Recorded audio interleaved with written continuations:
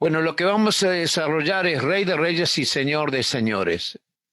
Primero una introducción, después vamos a la escena celestial que vamos a mirar en el cielo. Después vemos desde la tierra la escena de la aparición del Rey de Reyes y Señor de Señores en la tierra. Eso se llama la manifestación del Señor. Ahí vamos a ver tres subpuntos: destrucción de la Trinidad de maldad y sus aliados. 3.2, perdonará al remanente de Israel arrepentido. Y 4, el punto 4, establecimiento del reino mesiánico. Bueno, gracias a Dios hemos leído las escrituras, ahí están. Después vamos a leer el versículo 17, lo vamos a leer durante el mensaje. Y también este versículo de Mateo 24-29 lo vamos a leer. Así que empezamos con la introducción. La figura de Cristo como Rey de Reyes, fíjense que Reyes lo escribo con minúscula porque Él es el único Rey. Los reyes son los reyes de la tierra. Y Señor de Señores, Señores también escrito con minúscula, porque son los señores de la tierra, a quien el Señor gobernará. Se muestran, entonces, la figura de Cristo como Rey de Reyes, Señor de Señores, se muestra en la Biblia desde dos posiciones. Primera posición, Juan está en el cielo, como vimos desde el capítulo 4 de Apocalipsis. Ve cuando Cristo sale del cielo como un majestuoso jinete montado en un caballo blanco, como Rey de Reyes y Señor de Señores, para juzgar con justicia, llevando su nombre escrito sobre él. Esa es la primera escena que vemos en este tema de Rey de Reyes y Señor de Señores. Y la segunda escena la vemos desde la tierra, luego la llegada a la tierra vista por todas las tribus de la tierra, Apocalipsis capítulo 1, el Señor llega a la tierra para juzgar, destruir a todos sus enemigos y tomar el control universal y establecer el reino milenial del Mesías, el reino de 1000 años, de 360 días cada uno en esta tierra. Es la figura de Cristo conquistador, guerrero victorioso, que vindica la soberanía, autoridad y gloria de Dios. Hermanos, ¿cuál fue la última visión que el mundo tuvo del Señor? ¿Cuál fue la última visión? En una cruz, clavado y escarnecido, como un rey sin reino, como un general sin ejército y como un señor sin dominio y sin pueblo. Dice Pablo en 2 Corintios 13:4, que el Señor fue crucificado en debilidad. Ahí estaba, solo, inclusive abandonado por el Padre. Su sangre caliente le vistió como una mortaja y sus manos y pies unidas al madero maldito parecían decir: está derrotado para siempre. Solo en el Calvario, derrotado para siempre. Le sepultaron en un sepulcro y la gran piedra que cerró la entrada del sepulcro parecía decir a los siglos: aquí todo ha terminado. La muerte pone fin a toda controversia. Sus enemigos pensaban: le hemos silenciado para siempre. Silencio apenas roto por el reprimido sollozo de algunas mujeres que habían creído en él, pero que no habían creído en la resurrección del Señor. Ninguno de sus discípulos creyó en la resurrección. Pero Cristo dijo antes de morir en Juan 12:31, ahora es el juicio de este mundo. Ahora el príncipe de este mundo será echado fuera, o sea, se le quitará el dominio. ¿Quién fue, les pregunto, hermanos, quién fue el primero que se alejó del Calvario una vez que el Señor había muerto, vencido para siempre? El primero que se alejó del Calvario, vencido para siempre, fue Satanás. La cruz fue su derrota. El sistema mundo también se alejó indiferente, pero juzgado en el Calvario. Y el pueblo de Israel se alejó hiriendo sus pechos porque tenían el presagio sombrío de que habían crucificado al Señor de gloria, como dice el apóstol Pablo. Pero en Apocalipsis capítulo 19, la escena celestial nos muestra que ha llegado la hora en que el sistema mundo, Israel y Satanás, le verán resucitado y triunfante tomando el cetro del poder universal. Veamos la escena celestial entonces. Cuando el Señor sale del cielo, versículo 11 que hemos leído, Apocalipsis 19:11. Entonces vi el cielo abierto, dice Juan. Juan está en el cielo y ve que el cielo se abre. Y había un caballo blanco. En primer lugar eso, un jinete montado en un caballo blanco parte del cielo hacia la tierra. El blanco es el color de la victoria. Napoleón, por ejemplo, jamás cabalgó en otro caballo que no fuera de color blanco, y los generales romanos vencedores desfilaban en caballos blancos celebrando la victoria. Seguimos en el versículo 11, dice, y el que lo montaba se llamaba fiel y verdadero. Es decir, en primer lugar, fiel, se puede depositar absoluta confianza en él, porque él cumple sus promesas. Y en segundo lugar, verdadero, es decir, trae la verdad, no es falso como el anticristo. Como dice 2 Tesalonicenses 2:9, con señales y prodigios mentirosos va a aparecer el anticristo. El Señor es verdadero, es auténtico, genuino, real. Él dijo, yo soy la verdad. Era la verdad encarnada y jamás traicionó a los suyos, porque es fiel, digno de confianza, consecuente, constante en el cumplimiento de su misión. Seguimos en versículo 11 analizando frase por frase y dice, con justicia juzga y pelea. No habrá perversión de la verdad cuando el Señor venga a juzgar este mundo, ni será torcido el derecho como sucede hoy en el mundo, ¿verdad? No hay un espíritu vengativo en el Señor, ni ansias enfermizas de conquista, sino que juzgará con rectitud, con ecuanimidad. No juzgará injustamente al pobre, ni atenuará la justicia para el rico, como hace la justicia humana. Primero juzga y después pelea victoriosamente. Este es el orden divino en el reino de Dios. Primero el juicio y después pelea victoriosamente para imponer la verdad. Hoy vemos una humanidad harta de corrupción e injusticia, cumpliéndose lo que dice el profeta Miqueas. ¿Cuántos años hace que el profeta Miqueas dijo esto? Miqueas 7:3. Para completar la maldad con sus manos, el príncipe demanda y el juez juzga por recompensa. El grande, o sea, el poderoso, abre el antojo de su alma y se lo confirman. El príncipe demanda, es decir, under table, ¿no? Se dice en inglés, ¿no? Demanda. El juez juzga por recompensa, no imparte justicia. Y el grande, el poderoso, habla el antojo de su alma, dice cualquier barbaridad y la gente lo aplaude y se lo confirma. Lo dice Miqueas 7:3, hace muchos siglos. Ahora, versículo 12, volvemos otra vez. Apocalipsis 19:12. Sus ojos eran como llama de fuego. Esto está repetido porque está en Apocalipsis 1, versículo 14, y en Apocalipsis 2, versículo 18.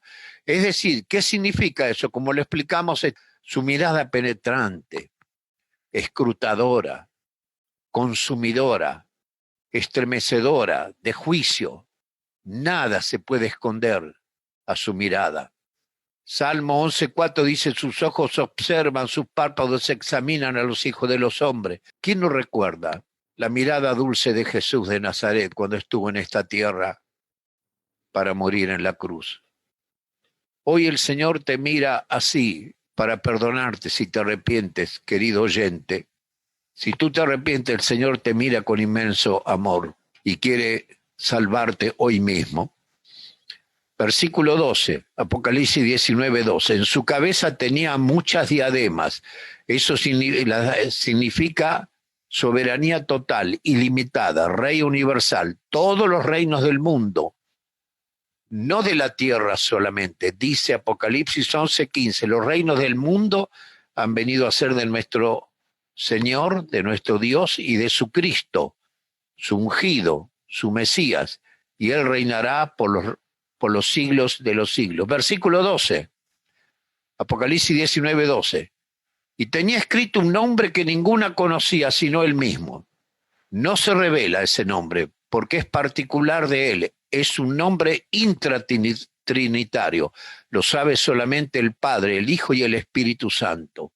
Intratrinitario. Versículo 13. Estaba vestido de una ropa teñida en sangre. Es decir, una túnica empapada en sangre. No es la sangre derramada en la cruz, no. La derramó una sola vez. Una vez fue cordero inmolado y nunca más lo será. Ahora es Rey de Reyes y Señor de Señores. Esa sangre que mancha su túnica es la sangre de sus enemigos vencidos, un anticipo de su victoria en la batalla de Armagedón, que es la última batalla, cuando el Señor peleará contra todos los ejércitos de la bestia, todos los ejércitos del mundo que se reunirán para pelear contra el Señor. Miren lo que dice Isaías 63:3. He pisado yo solo el lagar. El lagar es donde el viñatero pisaba, ¿no es cierto?, la uva. De los pueblos nadie había conmigo. Los aplasté con ira, los pisoteé con furor. Su sangre salpicó mis vestidos y manché todas mis ropas, y su sangre salpicará mis vestidos y manchará toda la ropa. Porque el Señor ahora viene a imponer justicia. Versículo 13. Su nombre, el nombre visible, es el Verbo de Dios. Es interesante ver que en la creación es la palabra creadora. El Señor es la palabra creadora, el Señor, la voz ejecutiva de la Trinidad. En la redención es la palabra encarnada, no solamente para salvación, sino para juicio. Es decir, el Mesías es el Verbo de Dios. Verbo, aquí en la Escritura, significa palabra más la persona que lo emite. No es como un loro habla, pero no es verbo, ¿verdad? Verbo es la palabra más la persona, es la forma de distinguir a la persona por sus palabras. El verbo que ejecuta y lleva hasta su consumación perfecta todos los propósitos de Dios. Versículo 14. Los ejércitos celestiales, vestidos de lino finísimo, blanco y limpio, lo seguían en caballos blancos. Qué escena, ¿eh? Ya no está solo el Señor, como en la cruz. Es la procesión de la victoria. Junto al guerrero divino vienen. En primer lugar, en esos ejércitos celestiales está la iglesia glorificada. Cuando el Señor se manifiesta, la iglesia viene con él. A diferencia cuando es el arrebatamiento que el Señor viene a buscar a su iglesia. No confundir arrebatamiento con manifestación. Esto es manifestación. Apocalipsis 17:14. Pelearán contra el Cordero y el Cordero los vencerá, porque es Señor de señores y Rey de reyes, y los que están con él son llamados elegidos y fieles. Ahí está la iglesia. Colosenses 3:4 dice, cuando Cristo, y hay un complemento explicativo que es vuestra vida, se manifieste, eso no es arrebatamiento, sino cuando todo ojo le verá, manifestación, entonces vosotros también seréis manifestados con él en gloria. El mundo nos verá triunfantes junto a nuestro Rey de Reyes y Señor de Señores. Y también en ese ejército celestial vienen los santos ángeles que no han caído en el pecado, en la revolución satánica. Mateo 16:27 dice, porque el Hijo del Hombre vendrá en la gloria de su Padre con sus ángeles y entonces pagará a cada uno conforme a sus obras. También Mateo capítulo 25, versículo 31 dice, cuando el Hijo del Hombre venga en su gloria y todos los santos ángeles con él, entonces se sentará en su trono de gloria, refiriéndose al milenio, al trono que estará en Jerusalén en el milenio. Versículo 14, 19:14. ¿Cómo están vestidos? Vestidos de lino finísimo, blanco y limpio. Qué interesante, ¿no? Ellos no están manchados de sangre. Solo el Señor, el Mesías Rey, el comandante de los ejércitos celestiales, es el que pelea contra la Trinidad de maldad, constituida por el dragón, que es Satanás, el anticristo, un gentil, y el falso profeta, un judío apóstata. Versículo 15. De su boca sale una espada aguda para herir con ella a las naciones. No hay espada en su mano. Jamás el Señor empuñó ni empuñará una espada con su mano. La espada aguda representa el carácter judicial de su venida como juez universal y está en su boca. Es su palabra. Su palabra es como espada aguda, irresistible, que penetra y destruye al enemigo. ¿Se acuerdan? En el día de la crucifixión, cuando fueron a buscar al Señor y él estaba con sus discípulos, Juan 18:4, dice, ¿a quién buscáis? Y le respondieron, a Jesús Nazareno. ¿Qué hizo el Señor? ¿Se escondió? ¿Tuvo miedo? Jesús le dijo, yo soy. Estaba también con ellos Judas, el que le entregaba. Cuando les dijo, yo soy, ¿qué pasó? Retrocedieron y cayeron a tierra. La espada de su boca es su palabra gloriosa. Segunda Tesalonicenses 2:8, y entonces se manifestará aquel inicuo, el anticristo, a quien el Señor matará con el espíritu de su boca y lo destruirá con el resplandor de su venida. Querido hermano, no temas, no temas, ni a la pandemia, ni a la falta de trabajo, no temas. Su palabra está asegurada, en su palabra, con su palabra está asegurada tu protección y tu victoria eterna. Versículo 15, Apocalipsis 19:15. Y él las regirá a las naciones con vara de hierro. Significa con absoluta autoridad. No podrán resistirlo. Pero a su vez regirá como pastor a su pueblo. Nunca el Señor pierde, aunque es Rey de Reyes y Señor de Señores, no pierde su gracia pastoral. Gobernará sobre muchas rebeldías ocultas. Para ellos con vara de hierro, es decir, los quebrantará destruyendo a los rebeldes que han seguido al anticristo porque su gracia ha sido rechazada, la gracia de salvación del Señor. Hoy estamos en ese periodo glorioso de gracia, ha sido rechazada. Salmo 2:9, los quebrantarás con vara de hierro como a vasija de alfarero los desmenuzarás. Romanos 1:18 dice el apóstol Pablo, la ira de Dios se revela desde el cielo ¿contra quién? Contra toda impiedad e injusticia de los hombres que detienen con injusticia la verdad. El hombre cree que va a vivir siempre la impunidad y nunca tendrá que responder a Dios por sus actos. No es así. Pero a los obedientes los pastoreará.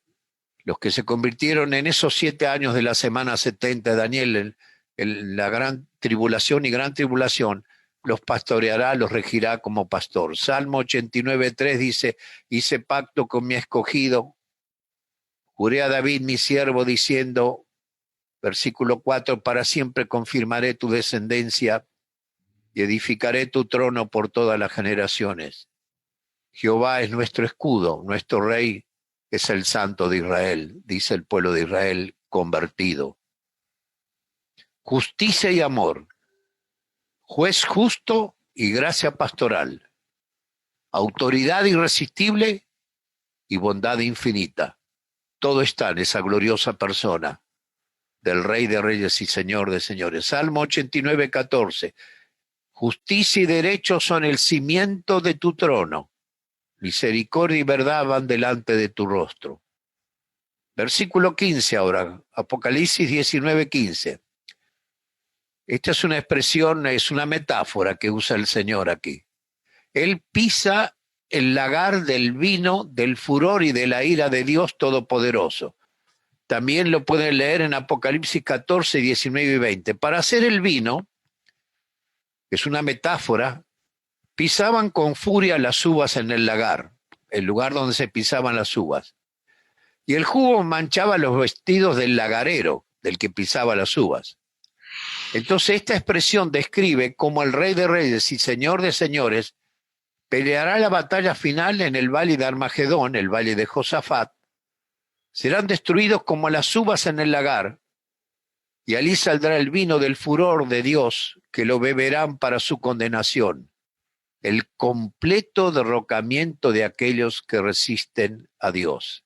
Apocalipsis 14:20 dice, el lagar fue pisado fuera de la ciudad, y del lagar salió sangre que llegó hasta el freno de los caballos. Miren lo que va a ser esa batalla, porque la batalla será con caballos. Los ejércitos de la bestia vienen a caballo, porque ya no hay más, los tanques de guerra y todo no pueden fusionar porque no hay más nafta, el mar está todo transformado en sangre. Entonces lo único que quedan son los caballos. Y la mortandad va a ser tan grande en esa batalla final que la sangre va a llegar hasta el freno de los caballos. Es una extensión de, ahí donde van a pelear en el Valle de Josafat, es una extensión de 1.600 estadios, o sea, 320 kilómetros. La batalla final de Armagedón. Versículo 16, Apocalipsis 19, 16. En su vestido y en su muslo lleva escrito Rey de los Reyes y Señor de los Señores. Rey de los que gobiernan como reyes, Señor de los que gobiernan como señores. Significa soberanía absoluta, total, sin dar cuentas a nadie. Dios es soberano. El poder y gobierno absoluto, sin límites de ningún tipo de subordinación, porque es Dios. Viene a triunfar, a subordinar y destruir a los blasfemos que han usurpado el control del mundo. Es la demostración cabal e inequívoca de la soberanía y poder indiscutido de Dios en Cristo, el Mesías, el enviado de Dios, Jehová de los ejércitos, que tomará el control de su reino. Esa es la escena vista desde el cielo. Ahora vamos a ver desde la tierra la escena de la aparición del Rey de Reyes, Señor de Señores en este mundo. Prepárense, hermanos, Hago la pregunta, ¿nosotros los componentes de la iglesia lo vamos a ver esto? Háganme con la cabeza sí o no. ¿Lo vamos a ver? ¿Esta escena la vamos a ver? ¿Vamos a estar en la tierra cuando el Señor se manifieste como Rey de Reyes, Señor de Señores? No, de ninguna manera.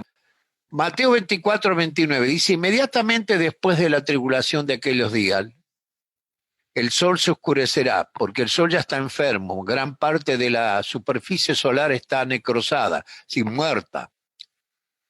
Si el sol se oscurece, la luna no dará su resplandor, porque la luna no tiene luz propia, tiene luz reflejada del sol. Si el sol se oscurece, la luna no dará su resplandor. Las estrellas caerán del cielo, y las potencias de los cielos serán conmovidas. Cuando una estrella cae del cielo, como ingeniero les digo, hay un movimiento energético impresionante. Lo que va a hacer eso cuando el Señor aparezca, ¿no? Entonces aparecerá, versículo 30, Mateo 24, 30, la señal del Hijo del Hombre en el cielo. Y todas las tribus de la tierra harán lamentación cuando vean al Hijo del Hombre venir sobre las nubes del cielo con poder y gloria. ¿Ven? Esto no es arrebatamiento, porque nosotros cuando en el arrebatamiento no vamos a hacer lamentación, al contrario, nuestra alma entrará en una dimensión de eternidad que todavía no conocemos. Dice, todas las tribus de la tierra harán lamentación, gritarán, ¡vive! Porque habían creído que en la cruz habían terminado con él. Y castigará y vencerá todo dominio. Dice, versículo 19, Apocalipsis 19, 19, y vi a la bestia y a los reyes de la tierra y a sus ejércitos reunidos para guerrear contra el que montaba el caballo y contra su ejército. ¿Qué va a suceder entonces? Cuando el Señor aparezca en esta tierra otra vez, en su manifestación.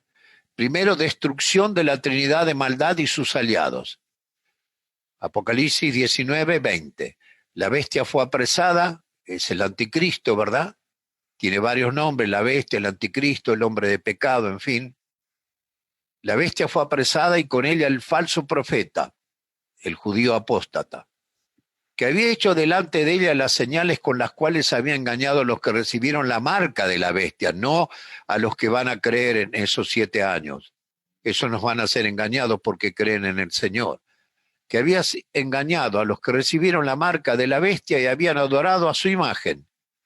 Estos dos, es decir, la bestia y el falso profeta, fueron lanzados vivos dentro de un lago de fuego que arde con azufre. Qué privilegio, entre comillas, ¿no? Los dos primeros habitantes del lago de fuego, ¿quiénes van a ser?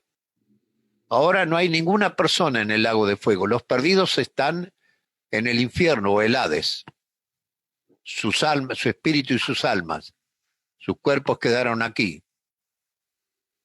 Pero el infierno, como lo enseña Apocalipsis capítulo 20, cuando habla del juicio final ante el trono blanco, el infierno va a ser lanzado al lago de fuego y dice, esa es la muerte segunda, la muerte final. Bueno, el anticristo, el gentil anticristo y el falso profeta, el judío apóstata, no van al infierno. Directamente, con espíritu, alma y cuerpo, como van a ir todos los perdidos, fueron lanzados vivos dentro del lago de fuego que arde con azufre. Digo, qué privilegio serán los primeros habitantes del lago de fuego. Qué horror. El anticristo, el gentil apóstata, dictador mundial que pretenderá ocupar el lugar que solamente le corresponde al Rey de Reyes y Señor de Señores, o sea, a Dios. Apocalipsis 13:4 dice, y adoraron al dragón que había dado autoridad, Satanás, ¿no? Que había dado autoridad a la bestia, y adoraron a la bestia, o es el anticristo, diciendo, ¿quién como la bestia? ¿Quién podrá luchar contra ella? El Rey de Reyes y Señor de Señores. Lo lanzará vivo, dice, vivo, al lago de fuego. No verán la primera muerte, que es la separación del espíritu y del alma del cuerpo. El falso profeta, el judío apóstata, lugarteniente del anticristo, que ha de rendir culto al anticristo, dice, y hace que la tierra y sus habitantes adoren a la primera bestia, es decir, a Satanás, con una estructura religiosa diabólica, porque lo pueden leer en Apocalipsis 13:12. En Apocalipsis 13 aparecen el anticristo y el falso profeta, el anticristo saliendo de la tierra y el falso profeta saliendo del mar. Y finalmente, el tercer componente de la trilogía de maldad es Satanás. Ahora Apocalipsis 21, vi un ángel que descendía del cielo con la llave del abismo y una gran cadena en la mano. Versículo 2, prendió al dragón, la serpiente antigua, que es el diablo y Satanás, sin duda, ¿no? Que clarita es la palabra. Y lo ató por 1000 años y lo arrojó al abismo. Lo encerró y puso un sello sobre él para que no engañara más a las naciones hasta que fueran cumplidos los 1000 años. Durante el milenio, Satanás estará inoperante. Nadie va a poder decir Satanás me tentó, porque el Señor lo encerró en el abismo y estará vivo pero inoperante, encerrado por el Rey de Reyes y Señor de Señores. También, después de juzgar a la trilogía de maldad, el Señor juzgará al sistema mundo impío. Todos los ejércitos de la bestia y sus aliados serán juzgados por el Señor. Yo le llamo sistema mundo, la Biblia le llama mundo, cuando habla en el sentido moral, a todos los hombres y mujeres que sistemáticamente rechazan la cruz de Cristo y la sangre derramada. Y es un sistema liderado por Satanás. Bueno, ese sistema va a ser juzgado por el Rey de Reyes y Señor de Señores. Versículo 17, Apocalipsis 19:17. Vio un ángel que estaba de pie en el sol y clamó a gran voz diciendo a todas las aves que vuelan en medio del cielo, venid y congregaos a la gran cena de Dios, para que comáis carnes de reyes y capitanes, y carnes de fuertes, y carnes de caballos y de sus jinetes, y carne de todos, libres y esclavos, pequeños y grandes. Es el sistema mundo, está compuesto por esos impíos. Versículo 21, 19-21.